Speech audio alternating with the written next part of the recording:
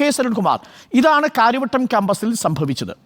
MA മലയാളത്തിന് 2ാം semester പഠിക്കുന്ന അതേ ക്യാമ്പസിൽ തന്നെ കേരള സ്റ്റഡീസ് എന്ന മലയാളം MAക്ക് ഈക്വലൻസി ഉള്ള ഒരു സർട്ടിഫിക്കറ്റ് PG കോഴ്സ് പഠിച്ചു കഴിഞ്ഞ സെൻറ് ജോസ് എന്ന വിദ്യാർത്ഥിയെ സെക്യൂരിറ്റി വിങ്ങിന് 10 മീറ്റർ പോലും അകലമില്ലാത്ത അതും സെക്യൂരിറ്റി ആ സമയത്ത് സദാ സെക്യൂരിറ്റിയിലുള്ള സെക്യൂരിറ്റി ക്യാബിന് പിറകിലുള്ള ഈ റിസർച്ച് ഹോസ്റ്റലിനുള്ളിലേക്ക് കഴുത്തിന് കുത്തിപ്പിടിച്ച് കൊണ്ടുപോയി മർദ്ദിക്കുകയായിരുന്നു എന്നാണ് സഞ്ജു പറഞ്ഞത്. ഇന്ന് നിയമസഭയിൽ ചർച്ച ചെയ്യാനിടയാക്കിയ സാഹചര്യങ്ങളുടെ തുടക്കമാണ് ഞാൻ പറഞ്ഞത്.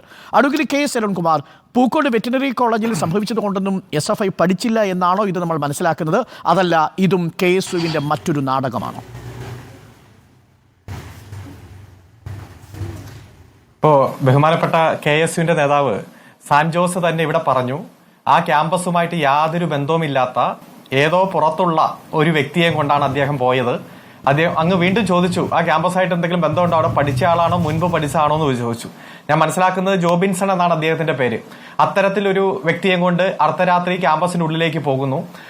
അത്തരത്തിൽ വരുന്ന ഒരു സാഹചര്യത്തെ അവിടെ പഠിക്കുന്ന കുട്ടികൾ ചോദ്യം ചെയ്യുന്നു. ആ ചോദ്യം ചെയ്യുന്നത് എതിർക്കപ്പെടുന്നു. അങ്ങനെ ഒരു സംഘർഷത്തിലേക്ക് പോകുന്ന സാഹചര്യമാണ്.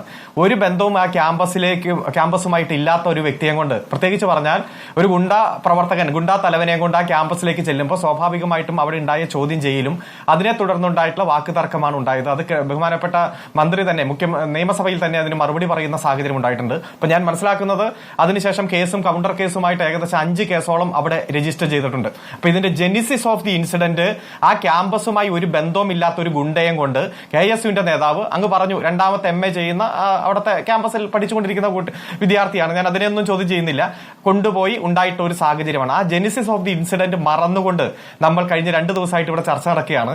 അത് MLA-മാരടക്കം പോലീസ് സ്റ്റേഷനിൽ ചെല്ലുന്നു, പോലീസിനെ ആക്രമിക്കുന്നു, കല്ലെറിയുന്നു, പോലീസിനെ ആക്രമിച്ചതിന് പ്രത്യേക കേസെടുക്കുന്നു, തിരിച്ചും മറിച്ചും എല്ലാം കേസെടുക്കുന്ന ഒരു സാഹചര്യമാണ്. അപ്പോൾ ആ സംഭവ വികാസങ്ങളുടെ തുടക്കം മനസ്സിലാക്കുക. ഒരു ക്യാമ്പസിലേക്ക് അവിടെ പഠിക്കാത്ത ഒരാൾ ചെല്ലുമ്പോൾ സ്വാഭാവികമായിട്ടും കുട്ടികൾ ചോദ്യം ചെയ്യും, എന്താണ് അരുൺ പറഞ്ഞതുപോലെ ഇത് ഏത് സമയത്താണ് ഈ സംഭവം നടക്കുന്നത് സാൻജോസ്? അതെ, സാൻജോസിനെ കഴുത്തിന് കുത്തിപ്പിടിച്ച് മുകളിലേക്ക് കൊണ്ടുപോകുന്നത് ഏകദേശം ഏത് സമയത്താണ്? സാർ, ഏകദേശം ഒരു 9 മണി കഴിഞ്ഞ് 9:15 ആ സമയത്താണ് പോകുന്നത്. ഓക്കെ, ഈ ബൈക്ക് സാൻജോസിന്റെ ആണോ കൂടെ വന്നയാളുടെ ആണോ? കൂടെ വന്ന സുഹൃത്തിന്റെ. അയാളുടെ പേരെന്താണ് സഞ്ജോസ്? ജോബിൻസ് എന്നാണ് അദ്ദേഹത്തിന്റെ പേര്. ഈ ജോബിൻസ് എന്താ ചെയ്യുന്നത്? ലോ അക്കാഡമിയിൽ പഠിച്ചിറങ്ങിയ ഒരു ലോ അക്കാഡമിയിൽ ആയിരുന്നു, അവിടെ പഠിച്ച വിദ്യാർത്ഥിയാണ്. അദ്ദേഹം SFI പ്രവർത്തകനുമായിരുന്നു. പിന്നെ ഇദ്ദേഹം ഗുണ്ട എന്ന് വിശേഷിപ്പിക്കുമ്പോൾ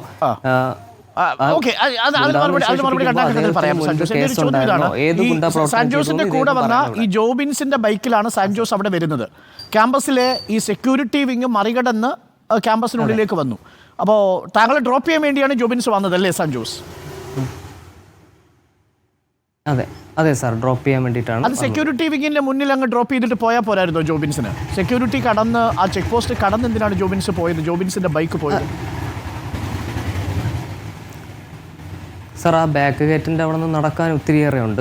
അപ്പോൾ അതുകൊണ്ട് അത് മാത്രമല്ല, എനിക്കെതിരെ ഇവർ മുൻപും, അതായത് എന്നെ ഇവർ കോളേജിന് പുറത്തുള്ള ക്യാമ്പസിന് പുറത്തുള്ള ഒരു വിദ്യാർത്ഥിയുമായി രാത്രി 9 മണിക്ക് സെക്യൂരിറ്റി വിങ്ങിലെ ചെക്ക് പോസ്റ്റ് മറികടന്ന് ട്രസ്പാസ് ചെയ്ത് ക്യാമ്പസിനുള്ളിലേക്ക് പ്രവേശിച്ചു. അയാൾ ഒരു ഗുണ്ടയാണെന്ന് അരുൺ പറയുന്നു, പക്ഷേ താങ്കൾ പറയുന്നത് ഗുണ്ടയല്ല, പഴയ SFI പ്രവർത്തകനാണ് എന്ന് പറയുന്നു. അയാൾക്ക് അങ്ങനെ എന്തെങ്കിലും പശ്ചാത്തലമുണ്ടോ സാൻജോസിന്റെ കൂടെ വന്ന ഈ ജോബിൻ എന്ന് പറയുന്ന വിദ്യാർത്ഥിക്ക്? അദ്ദേഹത്തിന് ഗുണ്ടാ പശ്ചാത്തലമൊന്നുമില്ല സാർ.